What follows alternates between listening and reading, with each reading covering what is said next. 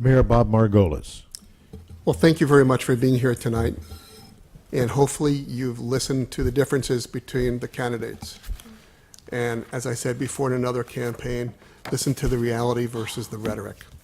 It's interesting, I take a look at those direct mail pieces and 90% of them are about me. And it's interesting, the first day that I was elected mayor, there was a recall process. And the first day that I was elected mayor, one of the wealthy developers who didn't like me being elected mayor and is fighting very, very hard right now for me not to be reelected again, filed numerous ethics complaints against me.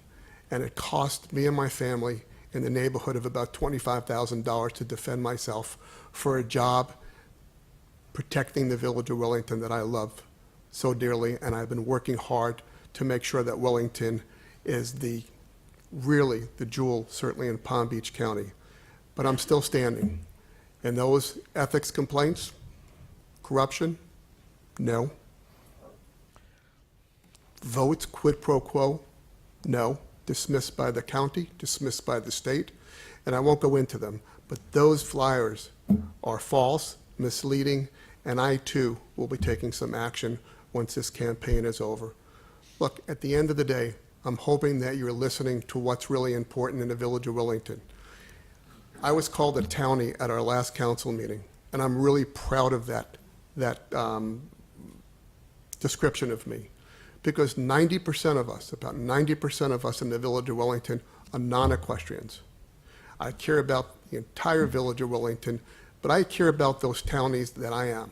I'm a non-equestrian. Again, 10, 15, 20 years before I even knew what the equestrian venue was. I've been protecting the village of Wellington residents for quality of life issues, to making sure that your property values, making sure that your schools were A-rated, to making sure that you had low crime, to making sure that we were fiscally responsible, to making sure that we were spending your money in a fiscally responsible way. Because I do come from a business background. I don't own a small business, but I work for a large company. And I'm very passionate about the results I have achieved, and I am very passionate about seeking re-election, because I believe that we need to continue to keep going for what we've accomplished in the last 4 years. Again, I thank you very much for being here tonight. I hope you've learned a lot about the candidates, and I am seeking your vote for re-election. Thank you, Jim. Thank you to the Council of Community Associations for putting on this really, really important debate. Thank you very much, ladies and gentlemen.